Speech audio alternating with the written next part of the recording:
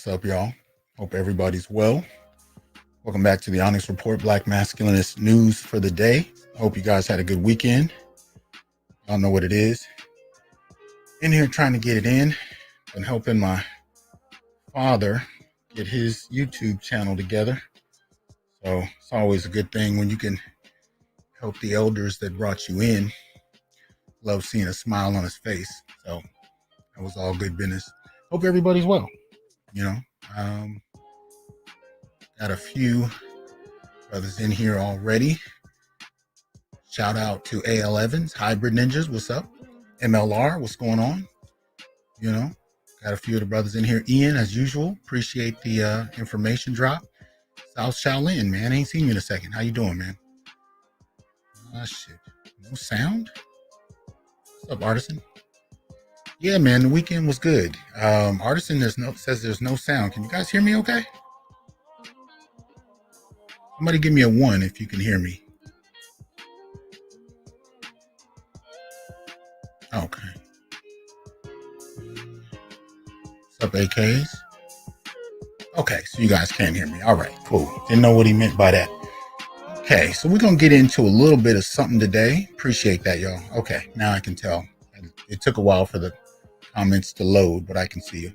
Okay, so y'all can see what we're dealing with today. Kind of been watching a few things lately, most particularly. I've been watching a number of things in the midst of taking a break from working. And I got some surprises coming out for y'all tomorrow. I think y'all should enjoy. But I've been watching, oh goodness, Life of Ptolemy Gray. I'm gonna have to talk about that. I watched Picard. A lot of the same kind of issues in a lot of these shows, trying to figure out, how many Mary Sues they're going to entertain and to what extent. They've been at least leveling it down since the Star Wars trilogy, but they still have it.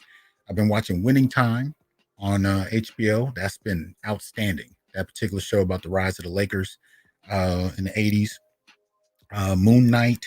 But this one today, we're dealing with Young Justice. And I'm going to bring on a guest in a little bit. Shout out to BGS. What's up, man?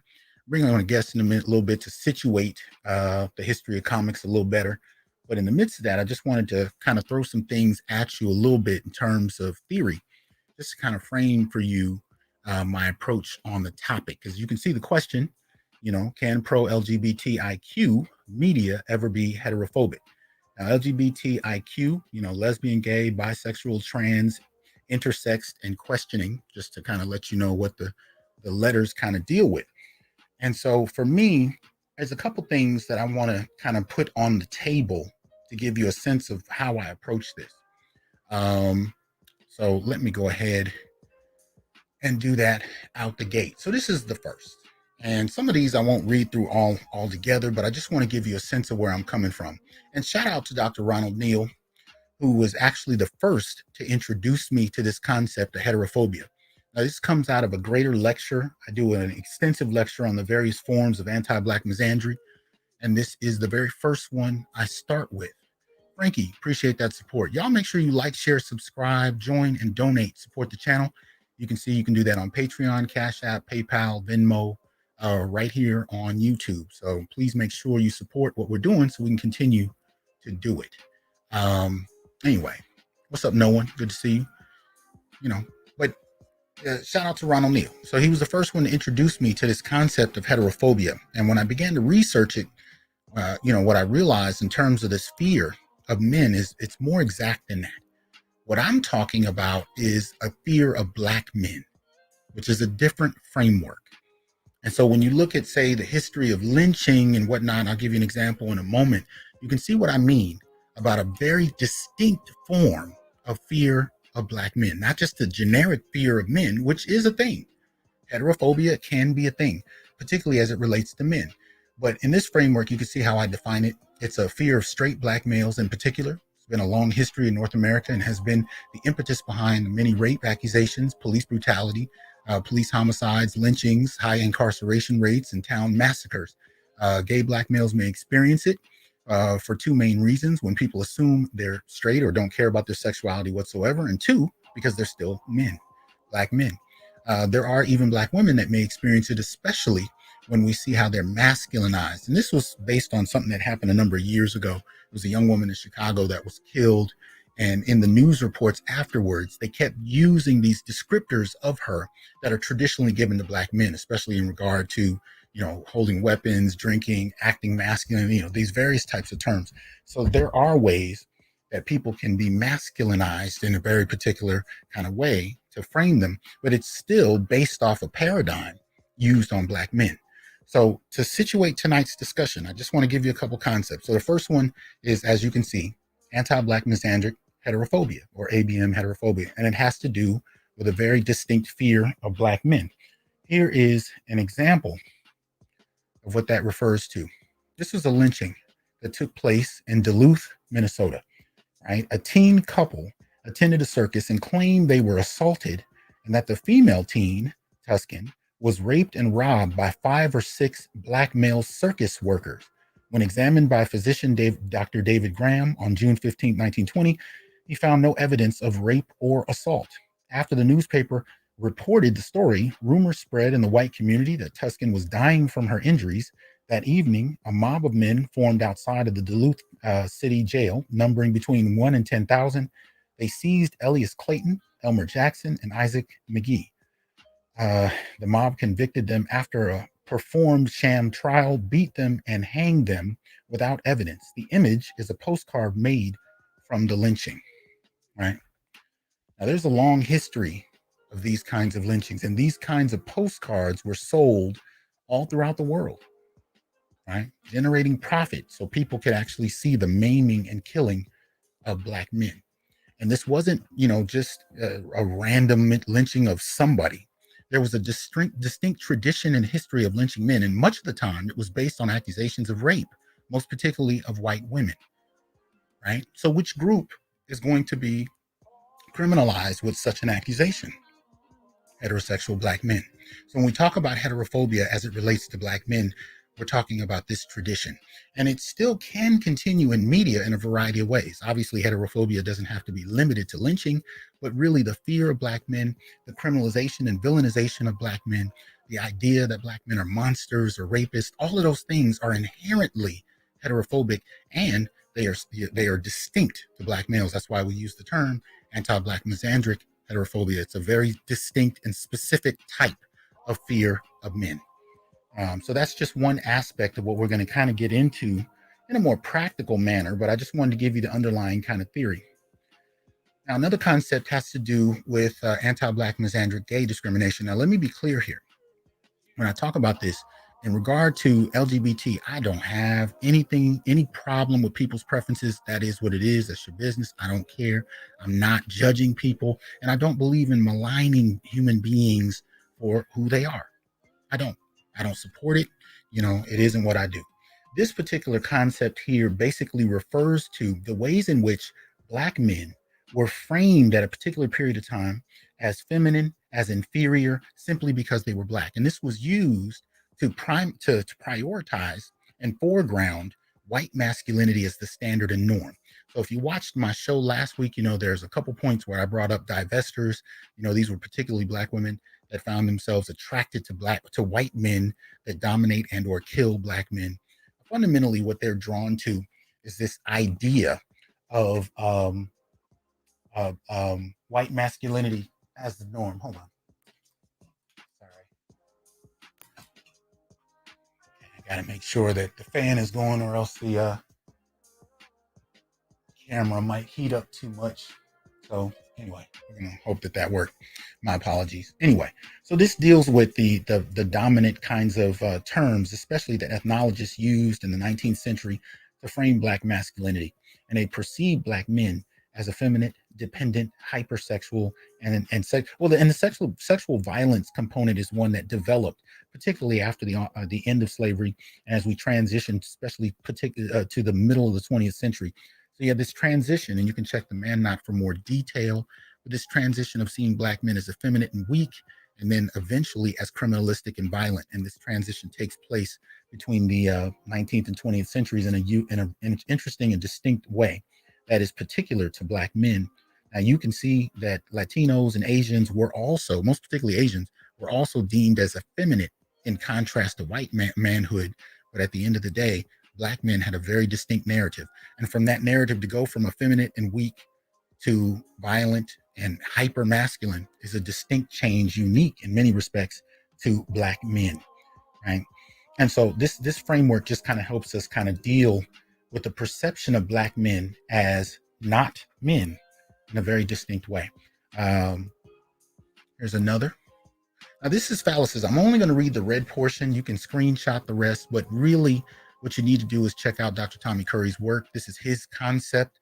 Phallicism deals with the condition by which males of a subordinated, racialized, or ethnicized group are simultaneously imagined to be a sexual threat and predatory, and libidinally constituted as sexually desirous by the fantasies or fetishes of the dominant racial group, right? So you're both monster, but lusted after, right? You're sexualized and yet at the same time despised. And so phallicism deals with the balance of the two. Now, again, you can screenshot the rest and read through it. Those are all, that's a quote from Dr. Curry. So, I won't go into any more detail than that, but just to give you a sense, these are just, small little tidbits to let you know of the various ways that Black manhood can be thought about, especially in terms of the history of it in the West, right? Like, share, subscribe, join, and donate. 172 watching. Support the channel, if you will. Art of Ibmore, what's going on? Tahuti, what's up? So a few people have come in. Got the Facebook and the YouTube crew in here. Shout out to all of y'all. All right. I apologize. I'm trying to get through some of these so I can make sure my guest can come through. And this is the last one this might be the last one. We'll see. But this one deals with phallophobia. This is a concept I developed. What's up, Dr. Thunder? To kind of explain a very distinct and unique type of issue, right? Phallophobia. Let me see. Oh, yeah, that would be useful, wouldn't it, Artisan? Hold on. Doing too many things today. It's just been one of those days. Let me make sure I shoot this out before I forget it. My apologies. All right. All right, man, you can check your email.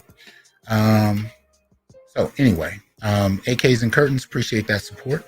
So phallophobia deals with the fear of the Black male phallus, not only resulting in a fear of straight cisgendered men, but all biologically born Black and male. This also refers to the Black male to female trans women, based on the idea that if born Black and male, one remains a sexual threat to women. For Black female to male trans men, they are perceived as a threat because they appear as biological men.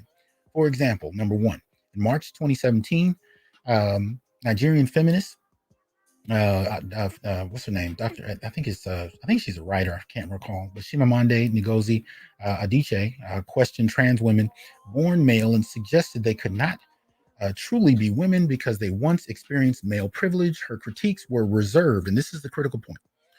Her critiques were reserved only for those who were born Black males, as she made no such remarks about trans men, those born female, right?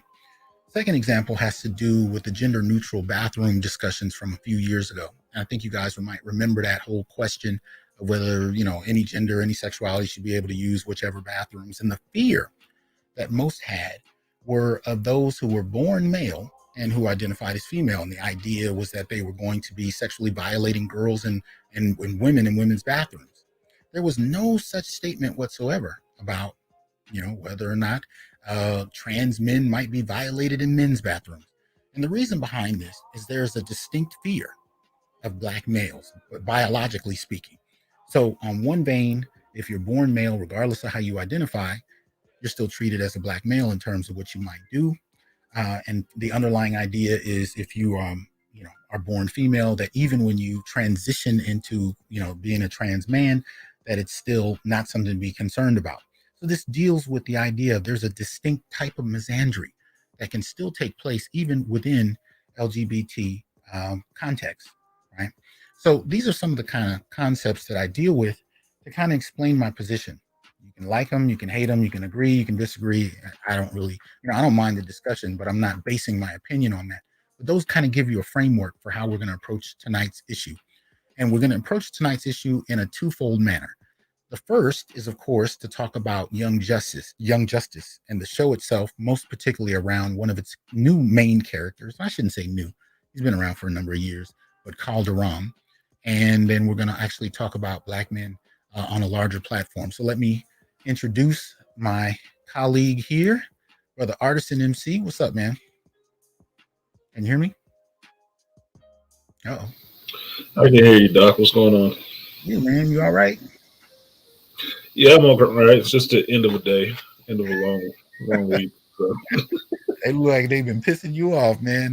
They pushing buttons. No, I was just sitting here watching the internet, and it was going in and out, and that was pissing me off. I was like, right now you gonna go out? Not when I was watching the other dumb shit, but right now. Like. Right, I feel you. Well, let's start with the whole discussion around Young Justice. I don't know if you've had a chance to watch much of it, but yeah, I watched the last episode and the episode before that one. So 16 and 17 of season 4. Okay, so that's what I just saw. Let's just start from the more generic. What are your thoughts about what you're seeing as far as Young Justice these days? Is that a show you've been into, or you're kind of indifferent about, or where are you at? I haven't watched a lot of Young Justice. I mean, I know my boy Joe Herb raves about it. He's given me seasons of Young Justice and Teen Titans and stuff like that before to watch. He raves about it. Me, I've never really been that into it because at one point it seemed kind of goofy and it wasn't from my age group, right? And I know at one point they had better writers on it and it was trying to be a little bit more mature, but it was still always to me like, I don't know, the DC's kid team. That's pretty much what it is, right? Yeah. So it wasn't, I never took it as really being for me. I could watch it, I could know the characters, see them go through some stuff, but there was never really any continuity in it to me to grab onto. So, well, this was a show that was canceled at one point. And people actually kind of pressured them to bring it back. And I was one of them. The show was actually really well done. It was one of the first times I saw static come back. So there are a number of characters that I was surprised to see come back in, and they did a lot of detail on the various types of characters, and I would say even their take on the Justice League was as far as the animation and the artwork was actually really well done. No, the animation looks clean. I mean, I like the animation. I just never really got into it. And as far as them using the milestone characters, I was like, now you want to use them, right? Yeah, I see what you're doing there. Let me back up a little bit. For those who don't know, this is Artisan MC. He has his own channel here on YouTube. He's also the owner of a comic book store. And I want him to talk a little bit about why I invited him here based on, what he's done over the years. This isn't just somebody off the street that we talk about comics. This is somebody who is well studied in the area. So talk a little bit about, in what way. Been a comic book fan for about 40 or so years. The shop that I now own, I've been going to since '88. Buying regular comics. I saw it from the first owner to the last owner, and now I'm being the last one to try to keep the light in the candle house lit, or the candle in the lighthouse lit. Raised my kids on geekdom and whatnot. Been deeply involved in geekdom from cons to cartoons, anime, video games, tabletop games, lore, D&D, Shadowrun. It goes deep. It's a part of who I am to my core, and it's one of the things that I always found the most freedom of self-expression and the most fun and good friends involved in it. So it's something that I love a lot. So I get fussy about it, even in the dark ages of the 80s and stuff like that, when it wasn't cool to be a black man who liked this geeky stuff. That was, that's right. Part and parcel of you never having a woman and always living in a basement if you lived on the East Coast. In California, you'd just be on the streets. Right. Right. Thankfully, those things didn't happen. Like I said, I have children that I've raised on this geek stuff, and my son and my daughter are geeks in their own right. My son, a big anime geek, and my daughter, just an undercover geek who likes to, you know, stun on people when she knows stuff about comics and geek culture stuff, and they just like surprised, like, oh my god, like, who are you? You're not supposed to know all of this. You're not supposed to know all that. That's just something in her bag of tricks that she has, right? Right. So it's been something, and especially now in the last year, it's been something I've been more deeply involved in outside of working retail in a comic shop for 10 years.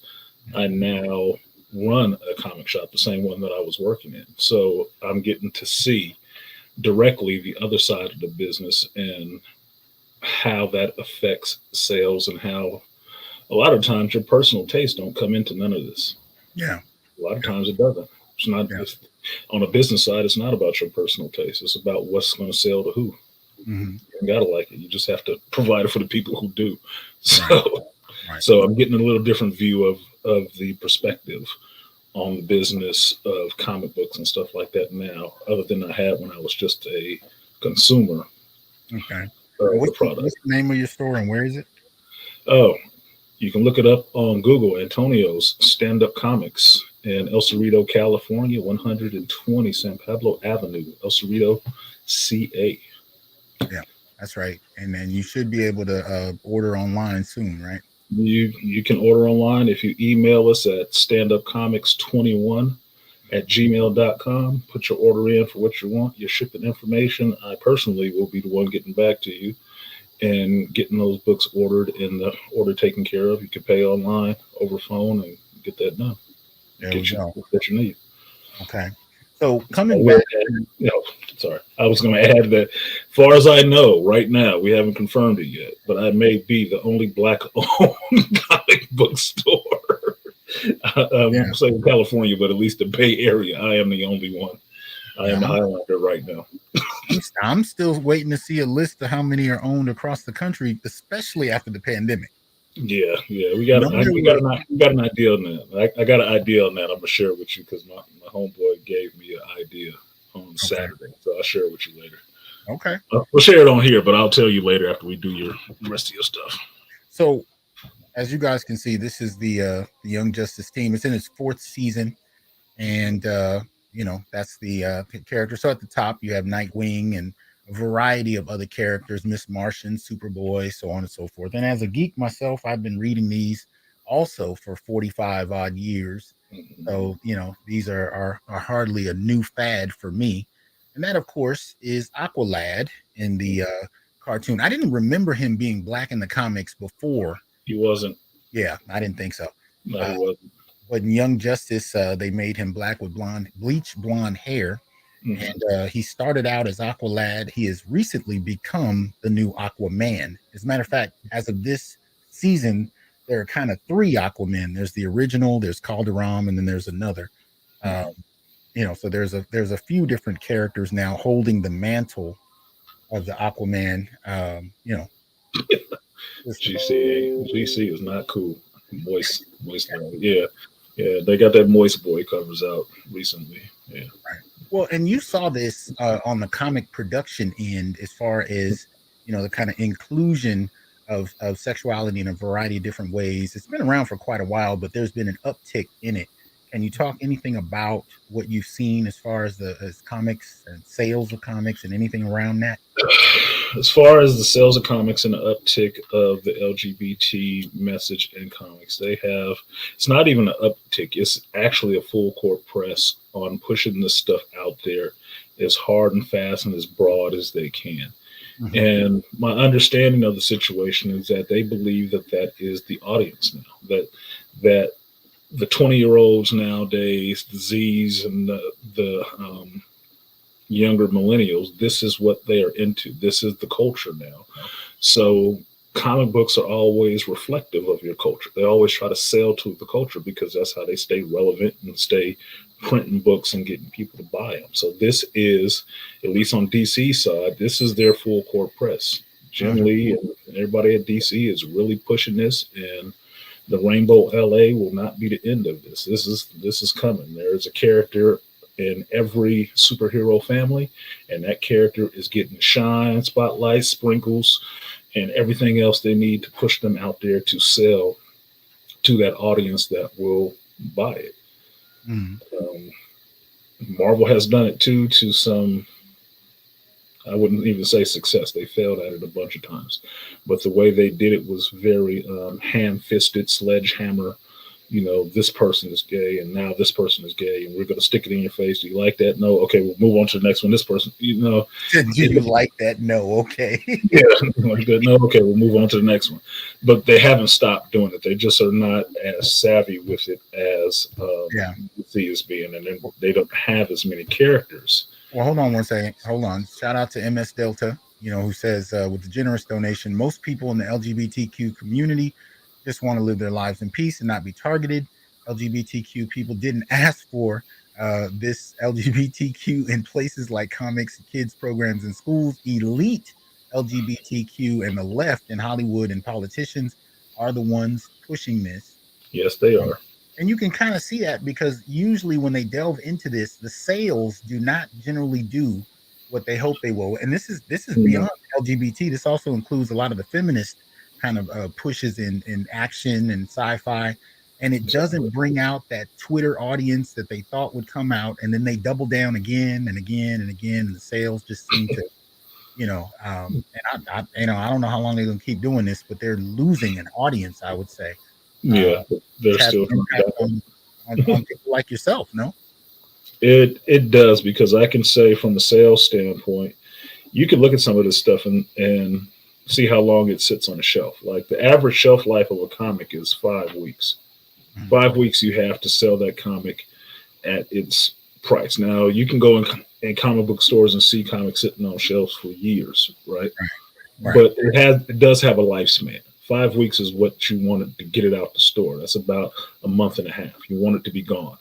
If it's still sitting on your shelf after that 5 weeks time, probably not going to sell it at all. Probably not. It's probably going to be in your back issue bills forever after that.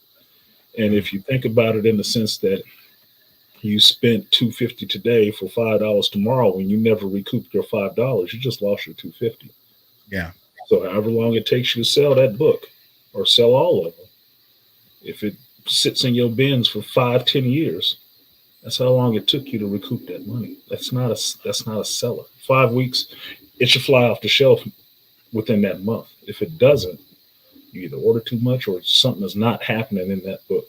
Yeah. And that's where the retailers really need to give it back to the distributors, so they can give that information back to the editors or the publishers to find out this is not selling at all.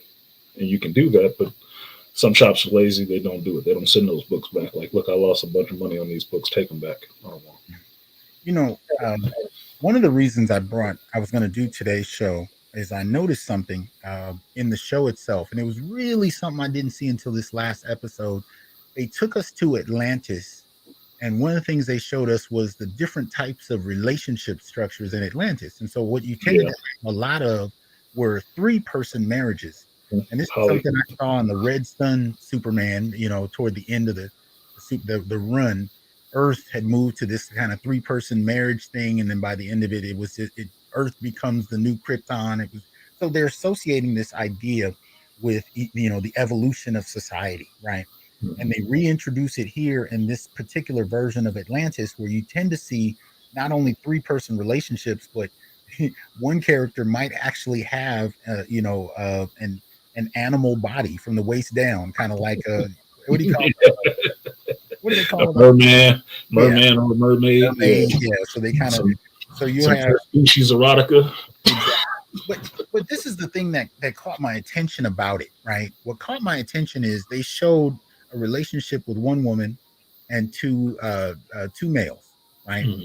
And they hinted at Calderon, the Black Aquaman, being in something similar. So his character is a white male, and then there's this kind of woman that's kind of chasing him around, and you don't quite know if she's trying to get into that kind of team framework, if you will. But what I noticed is, even in both situations, it was always one woman and 2 men, to suggest in and of itself that these men service her. But you never saw one man and 2 women. And No. and why do you think that would be? How do you think that would be perceived in a story like this? One man had two women, and like shit, which you wouldn't think would be a problem in a framework like this. But I noticed they went out their way to not show it. What do you think about that? What I think about that is that part of what you're talking about is true, the phallicism and stuff like that, where we are the envy of everybody but the desire at the same time, right? That because they want to feminize black men so much, that having a character like that with one male and two females would be too masculine. Mm-hmm. There is a picture that I remember. It's probably not tasteful for your show, so I'm not going to describe it. But it's talking about the fall of civil rights, where black folks can be wherever they want to, and it's a black man sitting on a bench with two white women servicing him. And I'm like, he would have got killed for that. Yeah. So because that is seen more as a masculine position to have one man and two women, they don't want to show you that, because they want to empower the woman in a sense. So it has to be her with two dudes laid up, hugging each other and everything else.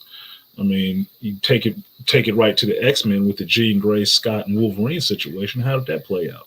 Everybody just read Wolverine and Cyclops as being all gay now, and Jean Grey was just the belle of the ball because she had these two studly dudes who wanted her. Like, well, I think you might need to explain that, because unless you've been following X-Men, because they've gone off on this whole tangent with the island and everything. Explain that new dynamic, because a lot of people haven't heard that, you know, there's been this three-way relationship that we've always known, even from the movies, that Wolverine was interested in Jean, but this is another dimension. Yeah, this stuff with the Hickman run, I think it was the Hickman run of X-Men, and I may mess it up because I didn't read all of it. House of X, thank you, CEO. On Krakoa, X-Men now have figured out immortality in a sense. So X-Men will die, and then they will be resurrected on Krakoa, right? Yeah, island. On the island. So since their memories and stuff like that are kind of downloaded, and they get downloaded and grew a new body and stuff like that, it just seems like they get into a lot more wild sex stuff. Basically, what I'm seeing is House of X is all they did was have an opportunity to inject all this extra diversity into the X-Men, who were already diverse by design anyway.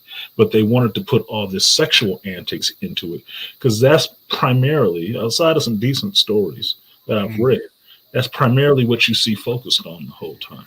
Everybody has to have some new sexual tick, you know, some new sexual, don't necessarily want to say deviancy, but that's what it is. They all want to have some new kind of sexual relationship, and that's become the highlight of the story, outside of them fighting for people to, you know, respect them and accept mutants. No, we're off on our own island doing our own thing, and we're into all the sexual stuff. I'm like, dude, is that like the rainbow fantasy or something like that? That sounds like still 80s. I think what they're doing is, we know, like in the 70s and the 80s, X-Men were used symbolically to kind of reimagine race in a way that would, you know, could force people to kind of come to grips with issues by taking it out of the news and putting it in a sci-fi context. Right. That was the design. Yeah, by design. And I think they're trying to do that by updating it in terms of gender. And it's funny because they almost kind of dismiss race altogether, and yet these are categories that, you know, are still related in very many ways. They intersect in a variety of ways, but we, you know, they kind of gone off on this, you know, little tangent.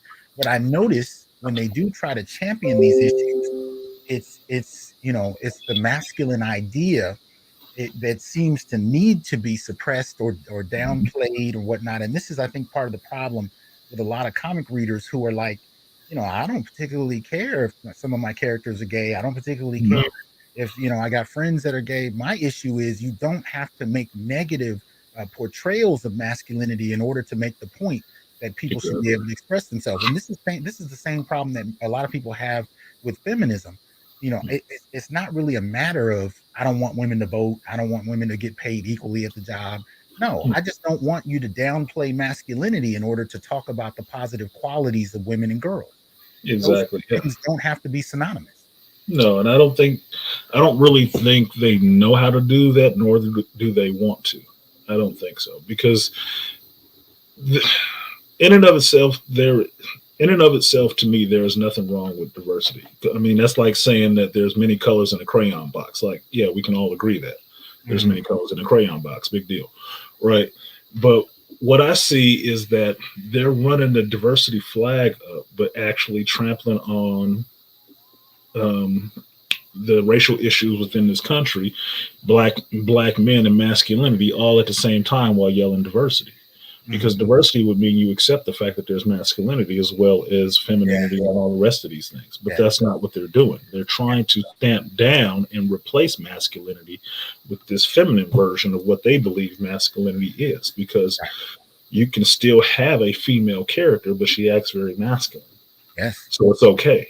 But if the male characters act masculine, well, that's not okay. We got to soften him up a bit, which is basically just a role reversal. That's all it is. And that was one of the things I saw in this episode of Young Justice you were talking about. Every group has some chick there correcting all the dudes. Yes. Every group. Yes. It's some female there correcting all the dudes, even the king. I'm like, what?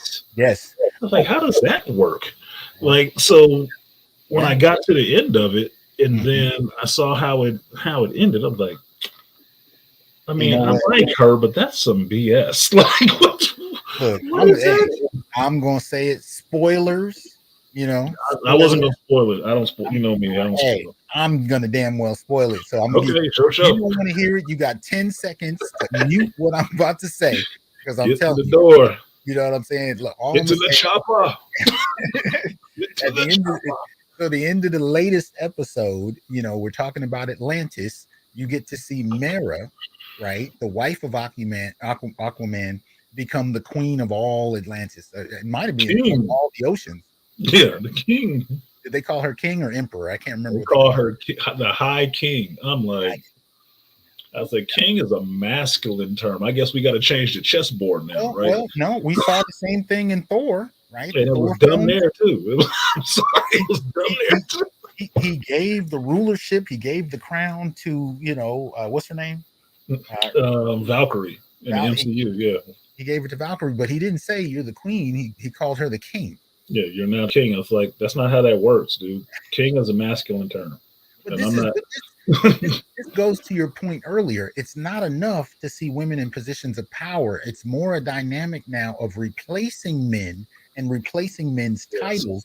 And see, the contrast that becomes somewhat difficult for people to digest is in the literal world, we still expect young boys and men to protect. And we socially shame them if they don't. But you've been socializing these men to look at masculinity as a negative for decades now. And in the Black community, we've not only seen women in positions of authority from the family to, you know, in the workplace or the primarily, you know, employed person in the family making decisions, but this stamping down of masculinity. And yet there's this turnaround and this expectation of Black men to lead and protect when it's convenient. So it's almost a kind of protection on a leash. You're almost treated like a pit bull, or, you know, you're supposed to be able to navigate violence and protect when it's convenient, but shut up and sit in the back when it's not. And when boys and men don't know how to perform it, and we've just come off seeing this mess, right? We've seen it with Will and Jada. When men don't perform it exactly up to snuff, you know, they're publicly shamed about it. You know, so there's a lot of confusion. And I've been hearing this from, especially since the 80s, where men were like, I don't even know if I'm supposed to open doors anymore. Like, what the hell? You know, some women get mad if you don't. Other women get mad if you do. There's all these expectations are at play, right? Yeah. But I think the messaging around men, you know, especially for boys, but around what's expected of men is confusing for a lot of young men. You know, I would agree with you there, and I would say that that's why you see young men not really engaging the same way they used to with females. Like mine and your generation, it was no thing for a young boy to finally hit that peak of puberty and then be interested in girls, right? Mm-hmm. You see it now; they kind of run from girls, or they try to be like girls, because at this age, in this age group, that's the only thing that's acceptable. You can't be overly masculine because now you're toxic. Right. Well, they understand the shaming behind toxic. You don't want to be toxic. Toxic is bad. So where are they left to go? They either retreat from women, or they just become gay, and now you're accepted. There is no shame then. Now you get all the bells and whistles. You're fine. You can be their best friend and everything. Now you got the keys to the kingdom. Well, I don't know if they become gay or more effeminate, but I do know there's a discomfort, and I agree with you. There's a discomfort with expressions of traditional masculinity, and there's an association with it in terms of negative. But we don't, to this day, and I've been saying this for years, we do not know how to deal with female acts of evil. We don't know how to hold women accountable. Statistically speaking, women get sentences for the same crimes as men 65% less when they commit the same crime, because we do not know how to hold women accountable for negative behavior. We know how to blame men for it. We know how to, suggest that some man must have caused it. But when it's clear that it's in the hands of a woman, we don't know what to do with it. So she gets a lighter sentence. She gets let out. I mean, we literally do not have the prisons in place. No. If we actually started sentencing women the way we do men, there would be a collapse overnight. We physically don't have the prisons for women. And you should, because that story that you shared last week about the little girl who was killed, and they went into everything about the mother and how it wasn't the mother's fault. She was probably stressed and all the rest of this, but never mentioned the child's name. I was like, dude, that is a heartbreaker right there. How the hell do you even write a story like that? Well, and that was why a few weeks ago I did a video on a new article that came out that suggested or argued through study that men actually suffer from postpartum more so than women. The reason I did that episode is because there have been so many crimes dismissed under the idea of, she's suffering from postpartum. I'm like, okay, well, how many men's crimes are we about to dismiss because he's suffering from postpartum? And all we heard was crickets. Nobody wanted to touch that. If you look at that, that's one of the least viewed videos that I've done in a while, because we don't know how to make sense of that. We know how to make sense of it, but this culture doesn't want to, because this culture is comfortable with making men the scapegoat for everything bad that goes on. And if you're a black man, well, that's a twofer. You get to be the double enemy for everything that goes wrong. We're not comfortable, like you said, with thinking about female evil. And accepting that it is a truism, it is a fact, it actually happens, and we need to prosecute these people the same way we prosecute the other ones, because we're comfortable with the narrative of protecting them, at the same time demonizing every man that comes along. That even if they do something very horrendous, by everybody's account, with no excuse, they're going to look for a man to blame it on, to say he was the cause of why she did what she did. It can't just be, she's messed up and she just did something really heinous. And then the question becomes, either we actually start treating men like human beings when we assess them the way we do women, or we treat women like we do men. But something needs to change. This bifurcated one-way hostility toward one gender, and the kind of the attempt to avoid criticizing the other. I mean, I got whole groups of people that are frustrated with me simply because I'm willing to extend criticism to women. Like, that is unheard of and unacceptable. Not what I'm saying, not what I'm arguing, but the fact that criticism is being brought to women or LGBT is like, well, you can't do that. Well, When I hear stuff like that, I point to that argument that people say, oh, it's a man's world, women have it so hard. I said, okay, who can you criticize and who can you not? Because if I can't criticize you, you must be in a pretty lofty position. You must be really comfortable. If I can get shut down for even raising a minute criticism of your behavior, your actions, or anything like that, you must be in a comfortable position, because you and me both know this as black men. I don't see anybody having a problem criticizing us for anything, wrong or not. We have dealt with it for the last 30 dang years, and it was wrong. So black men, we've never been able to escape high levels of criticism. But when you actually use data to prove that black men are not, the worst off, they're not committing this, and then you start to bring criticism to those who are documented doing the same thing, even the same degree or more, then it's a problem. But let me step back a little bit and ask a question from a different vantage point. So we're talking about comics, and I'm bringing you in as the resident authority. I appreciate that. Talk to us a little bit about the legacy of black men in comic books. What is it? How would you frame that to someone who's never heard of it and wants to understand? What's the issue with how black men have been presented in comics? issue with how black men have been portrayed in comics is more so that you are always the sidekick or the test bed for whatever new idea they want to roll out. And having read comics through the 80s and 90s and some of the 2000s when it got really off the rails, they've really had a hard time writing black characters, because you have to understand it's not always black people who are writing these characters. It's usually white guys. And so it's very easy for that character to fall into the trap of just being a stereotype or one-dimensional or just all around lame. It's just really easy to do that. It wasn't until you started having more black creators in comics, shout out to Milestone and Dwayne McDuffie and the crew. Dwayne McDuffie for real. Saint McDuffie, as we were calling him Saturday, that they actually started injecting some decent stories to people. And I don't like using this word, but people of color, because Milestone Comics wasn't just all black characters. It was black characters, Asian characters, Latino characters, all of that mixed in there. And actually write them decently, to not make them just the sidekick, just the mort of the month who's showing up to do something crazy. Oh, he's just a buff guy. He's just a smart guy. They actually tried to give these characters some depth. You know, like, you put the poster up there of Young Justice, and who's there? Rocket. Well, why do they want Rocket? It's not because DC made that character. It's because Dwayne McDuffie did, and she's an awesome character. Yeah. So they want to use it. Yeah, she was a single mother character rolling around with Black Superman. Yeah, exactly. So there was a lot of realism put into that character back in the 90s when she was made. And that character was popular for that. But because they want to use that now they'll put it out, because they pretty much got the rights to it. So now they'll put that character out and use it for themselves. At the same time, they're pushing, this new Aqualad that didn't pop up for anything but the TV show. He wasn't even made until like 2010. He didn't even exist in that form. He existed as a white guy. But they wanted to be relevant for the cartoon show. And if you want to share this, I'll show you something interesting. If you put that picture up of Aqualad right now from this Young Justice, put him back up there so you can see what he looks like. Okay, so he's the one with the orange and the blonde hair or whatever, right? And they made him just for the cartoon. Now, I don't know how.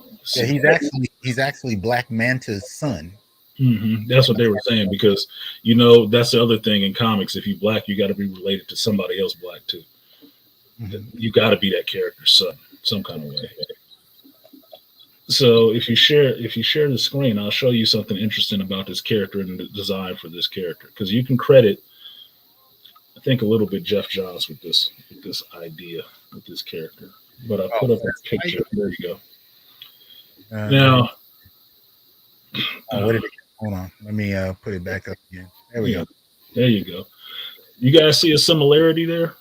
Yeah. With this character and another one? Yeah, you remember who he was, don't you? Now, this is another character done by Marvel, created for the TV show on X-Men Evolution. Don't they look like the same freaking character? Yeah, they do. This is how black men are done when they want to put it on TV. You got to have blonde hair to be hip for the white boys. Yeah, he could be light skinned and brown, but he dang near got the same look. If you take most of the spikes off, he got the same two things hanging out his back. It looks like the same character. Yeah. Now, I gave 2010 Jeff Johns. If you look it up on Wikipedia, Jeff Johns created the character in the comics, but the character didn't exist before they were making the Young Justice show and put him on it. He was created for television, plain and simple. That's all he was created for. So that's how they see trying to tap into that black audience and get them into the show, or showing some representation of making a goofy character like that. And it's all over the place. There's very few, black characters that are really good in comics that were made by black folks. We're joined by Officer Faulkner. Now, Charles, we're going to end in like 10 minutes, so I wasn't planning to bring beast. But you said you really wanted to chime in on this one. What do you want to add, bro? I'm so glad that you spoke about this, because I was like, One, I thought I was the only one who noticed you can't make a black character in comics without blonde hair. Like, I don't even know dudes with blonde hair. There's no, at least give them some dreadlocks or something. Give them some locks, some waves, something. Or at least the one in the comic book did have locks. Right. He did have locks. Jeff Johns was right. So yeah, so you already know. But it's funny how you can't have the black man be the ultimate hero. Mm-hmm. Right. You can't have the black man being pure masculine because it's so masculine that you prick his finger, that one drop of blood to kill a whole herd of bull elephants. And what's so sad about it is that you have this one character that you could reach a lot of brothers, teenage or young children with. Right. And here we go. And he has no history, which is another thing. No history of being batting for the other team. And you go out of your way to make him this when he was chasing a girl like a season or two ago. Mm-hmm. Well, in the comic book, he had a girlfriend. That was something that they put in for the show. So, and they made the transition from taking it from the TV show over into the comic book. So it's like, okay. And it's one of those things where I told my son, this is the reason why we loved the first Blade movie, because he was literally the ultimate hero. Well, there's a couple things to that, and real quick, in response to no one who's asking about characters like Bishop or Blue Marvel, notice those characters are scarce and they're rarely around. And I will say this, that Bishop, I like Bishop as a character. I forget who he's created by, but Blue Marvel was not created by Marvel. Blue Marvel was created by Kevin Grevos, Black brother. That's why that character is so awesome. We haven't seen shout out the Underworld as well. And we haven't seen him in any major thing for a reason. But the other thing I would add to that, in terms of Black Panther, you did see a character that I think could have been used to rally young black boys. I mean, if you look at the character, and I've been talking about this for years, he's a scientist, he's an intellect, and he's a brilliant martial artist and the king of his own country. The very first movie we get where let me just mute this real quick. The very first chance we get to see him in action, he's kind of dwarfed by the number of female characters in order to kind of foreground women and girls. And there was even a scholarship developed after the film that was so important and could have been used to inspire young black boys to go into STEM. It could have been used to inspire them to improve their writing and math and reading. And there could have been programs developed, but instead, they just gave the award to a couple of black girls and called it a day. And I'm saying that the concept of the Black Panther, although not created by black men, was really appropriated by black men in the industry. And those brothers who did the artwork, who did the writing, they actually brought those characters in and shaped them and molded them to really uplift black boys and inspire black boys. By the time you get to the movie, black boys are just kicked out of the discussion altogether. Right. You're right, Doc. You're right. Yeah. Because it's basically the equivalent. If you gave Superman all his other powers, but you gave Lois Lane his pinnacle power, which is his super strength. Yes. What sense does that make? You took away what made this character fascinating. Mm-hmm. You took away everything that made him who he was. Like, of course he's this arrogant prick. He's royalty, and he's smarter than everybody in the room. He's one of the top 10 intellects on the planet. And so we had an opportunity. And if you've been a comic book head as long as I have, you've been waiting since 1965 or whatever to see this person on screen. Yep. And what you get is nothing like the comics we grew up waiting for. He doesn't have the authority. He doesn't have the intellect. He doesn't have all of those things are given to his little sister. And it's, so it's a kind of a disappointment. Although, shout out to the brother who played him. What's his name? Chadwick Boseman. Thank you. Shout out to him. And I think he had some tensions behind the scenes about their depiction of T'Challa, but nevertheless, we never got to see the T'Challa many of us had waited on. So you probably won't, because the way most of this stuff is going, there is such a big push to have the female characters out there like that. I can't remember where the brother was when he said it. I think he was on Art's panel when he said that getting a movie through Hollywood with a masculine character is hard because you have to sign off on the diversity checklist. You have to sign off on the Rainbow Mafia checklist, or you will never get that script approved. You won't. You won't get to make the dang movie. It'll never come out. They'll keep it and turn it into something else because that's the push now. That is the push. They're not looking for that.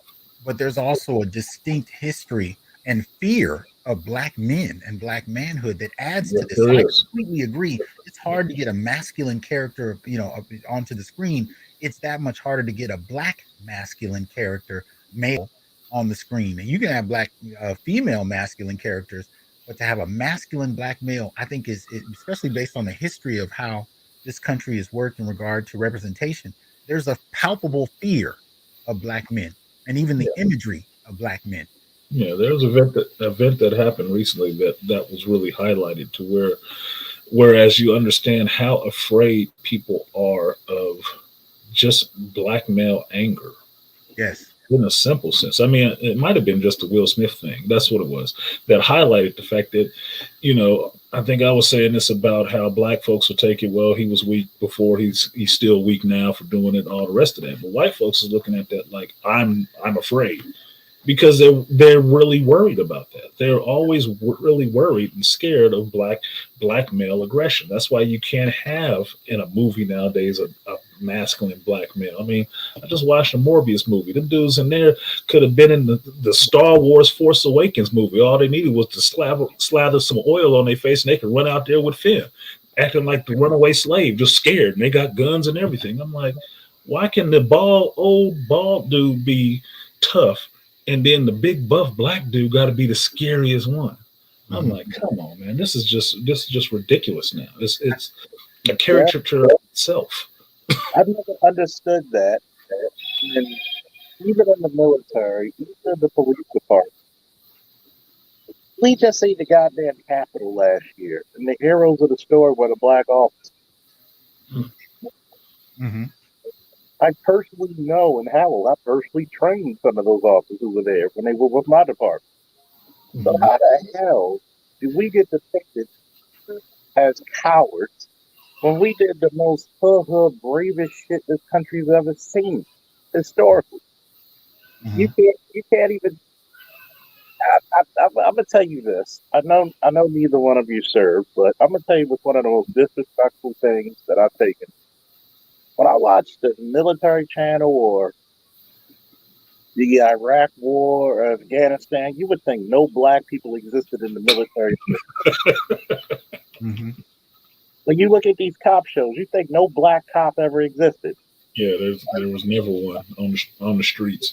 But they'll show the Black lady yelling and screaming and or they'll show the white guy coming up there looking like homeboy from the heat of the night.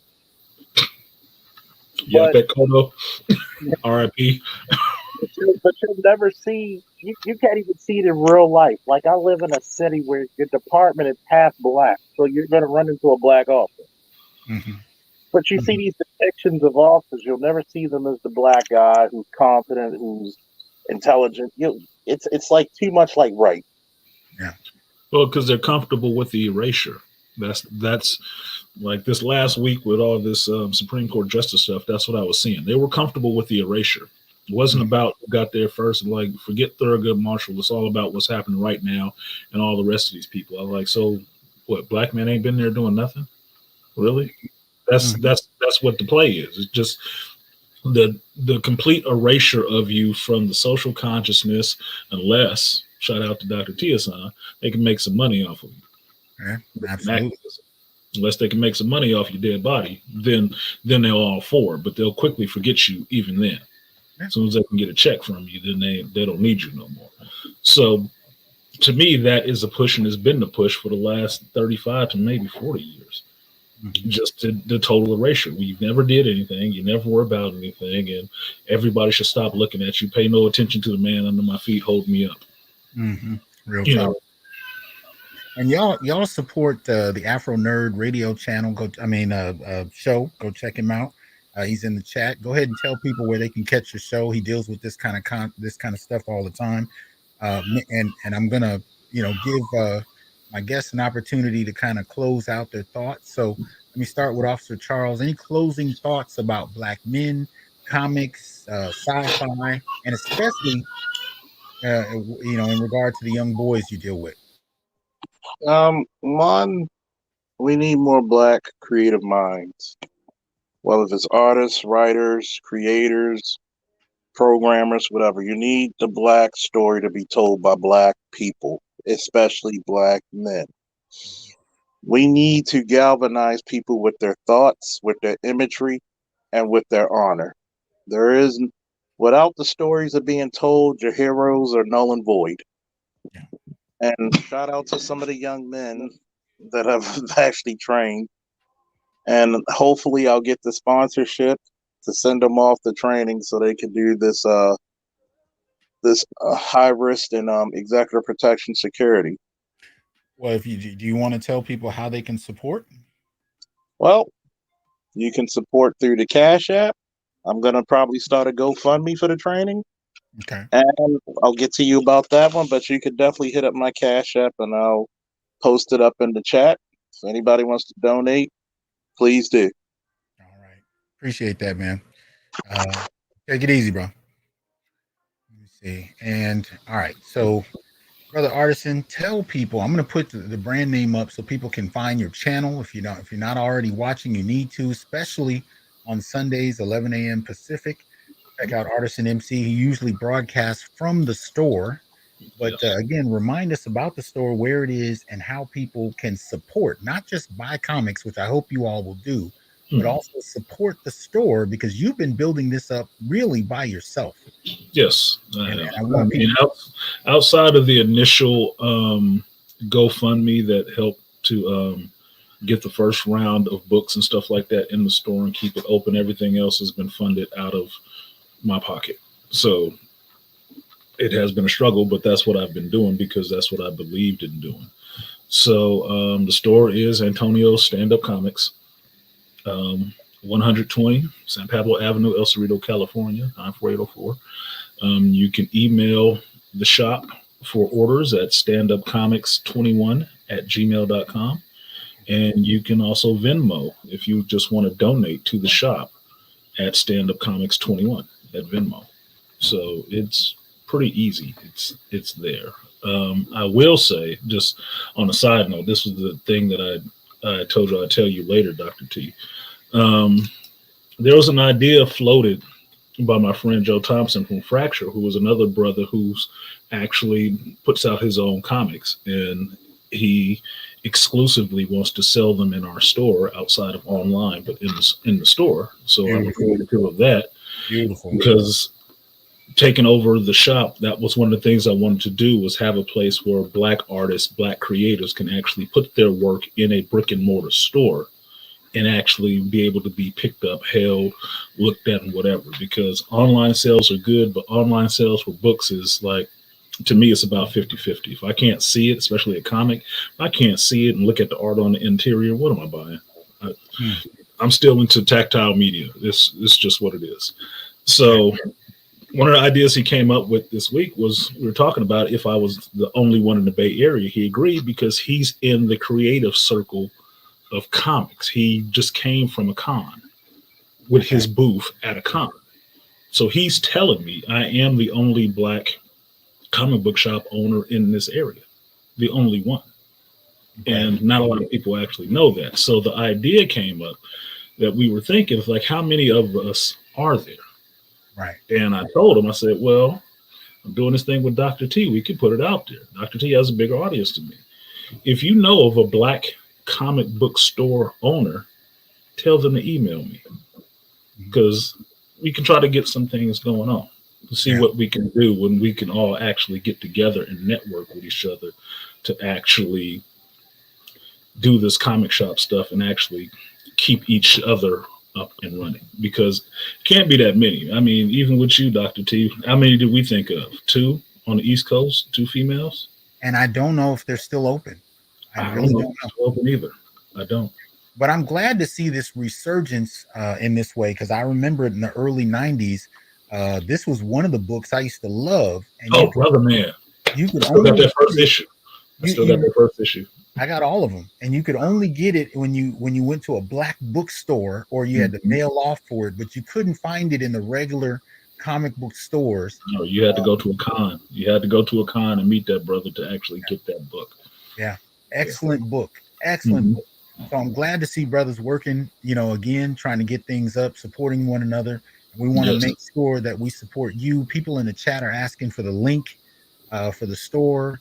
But go ahead and put the information in wherever you can in the chat so people can at least reference it later. And thanks a lot for coming through, man. Oh, I appreciate you, Dr. T. And thanks for having me up. It was a good conversation. Thank you for making me watch that. Oh my God, I did. It was like, oh my God, what are they doing? They got a Trinity relationship under sea, huh? And that's what's happening underwater. Yeah, man. Yeah, Okay, here we are. Well, okay. thanks a lot, brother. Talk to you soon. Appreciate it. Appreciate it. Okay.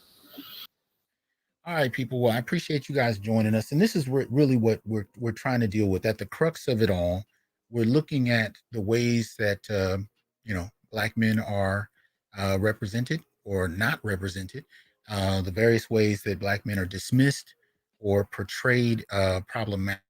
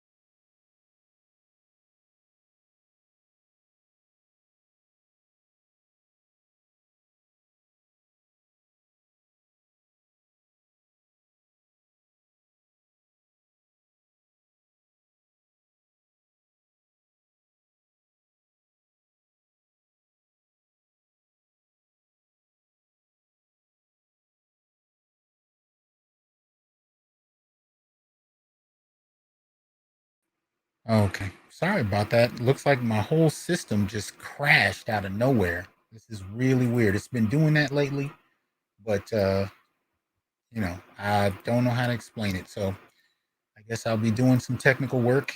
Uh, Apologize for that. Either way, y'all take it easy. Have a good one. And I'll hopefully check back with y'all tomorrow. All right. Peace.